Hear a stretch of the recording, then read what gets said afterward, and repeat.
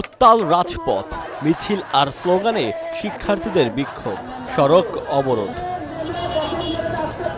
সকালে কুষ্টিয়া পলিটেকনিকের শিক্ষার্থীরা শহরের ৫ রাস্তা মোড়ে জড়ো হন। এ সময় স্বতন্ত্র কারিগরি মন্ত্রণালয়, উচ্চশিক্ষার জন্য বিশেষায়িত টেকনিক্যাল বিশ্ববিদ্যালয় প্রতিষ্ঠা সহ ৭ দফা দাবি জানান।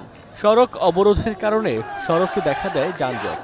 আপনারা নবম গ্রেড থেকে দশম গ্রেডে আসতে চান, আপনাদেরকে যোগ্যতা এতটা অবরোধ হয়েছে। একই দাবিতে বরিশালেও ব্লকেট কর্মসূচি পালন করেছেন পলিটেকনিকের শিক্ষার্থীরা। শহরের হাতিমালি কলেজের চৌমাথা সড়ক অবরোধ করেন আন্দোলনকারীরা।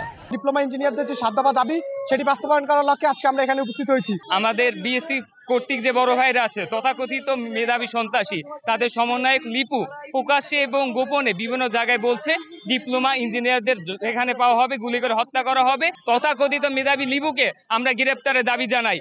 সিলেটে মহাসড়কে বিক্ষোভ করেছেন কারিগরি শিক্ষার্থীরা। পরে চৌহাট্টা এলাকায় অবস্থান কর্মসূচি পালন করেন তারা। বিএসসি ইঞ্জিনিয়াররা অযৌক্তিক দাবি আমাদের উপর বসিয়ে দিয়েছে। তাদের মধ্যে অনেক পুলাবান বলতেছে যে আমাদের ভাইদেরকে নাকি গুলি করে হত্যা করবে। ওদের এটা অযৌক্তিক, এটা পুরো অযৌক্তিক কথা। এটা আমাদের উপর বসিয়ে দেওয়া হয়েছে। আমরা যতক্ষণ ধরে আমাদের দাবি পূরণ হবে না ততক্ষণ ধরে আমরা এখান থেকে উঠবো না। আমাদেরকে হুমকি দেওয়া হচ্ছে, ষড়যন্ত্র করা হচ্ছে। এগুলোর বিরুদ্ধে যতক্ষণ আইনত ব্যবস্থা না হবে ততক্ষণ আমরা এই রাজপথ ছাড়ছি না। সকালে পটুয়াখালী পলিটেকনিক ইনস্টিটিউট চত্বর থেকে বিক্ষোভ মিছিল বের করেন পলিটেকনিকের শিক্ষার্থীরা।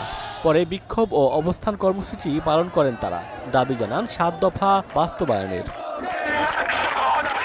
রংপুরে মিছিল শেষে সড়ক অবরোধ করেন আন্দোলনকারীরা।